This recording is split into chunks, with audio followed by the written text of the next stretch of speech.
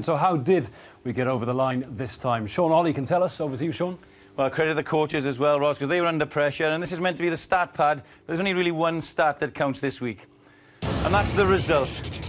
It wasn't pretty at times, but Wales got over the line, and only the second win in 108 years against South Africa. It was defence again. Alan Wynne-Jones typified the effort with the line speed, everybody getting up, and Gethin Jenkins seemed to be all over the field yesterday. We expected a big maul from the Springboks, but they showed Wales respect and instead pulled out and tried to attack this transition, but Wales were waiting for them.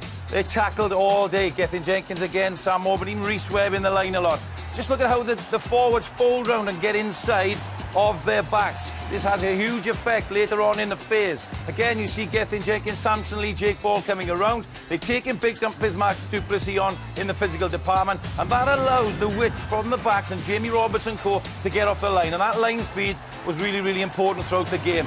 Alan Wynne-Jones again, when you tackle behind the gain line and isolate, Sam Morgan becomes world-class. He was tremendous yesterday. This is a world-class effort. On the retreat, a tackle, up he gets, steals the ball, and he was like it all day, backing up the Wales defence. But credit again, in attack, we saw Wales show some innovation in this department. They tried to get the ball in the winger's hands. Alex Cuthbert coming off his wing, getting into Liam Williams, and there was a great variety of kicks, exploiting the space behind and creating 2-on-1s and repeat sets so that Wales could apply pressure in the 22. We normally see Jamie Roberts just run this up, but he holds the three defenders and then actually passes the ball to Alex Cuthbert.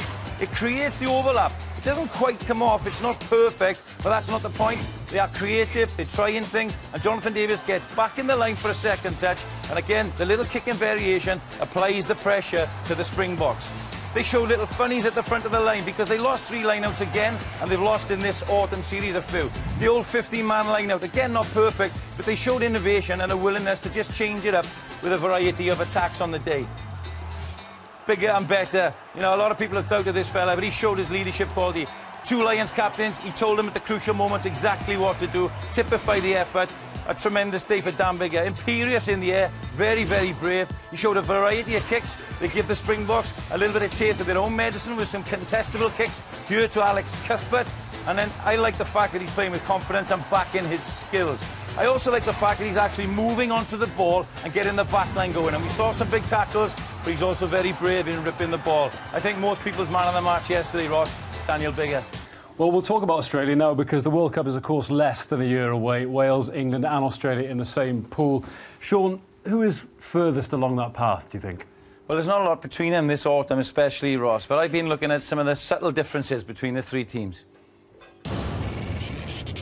So, what of the 3 sides in next year's Rugby World Cup pool of death, England, Wales and Australia? Well, the sides are pretty close together. Stu Lancaster's team has got his win over Australia, and their set piece is particularly dangerous. 95% accurate in their line-out, but they have a dilemma over whether to pick Ben Morgan or Benny Vullapuller at 8. The other selection dilemma that Stuart Lancaster has is who to pick at half-back. Danny Kerr ostracised towards the end, and George Ford brought in instead of Farrell.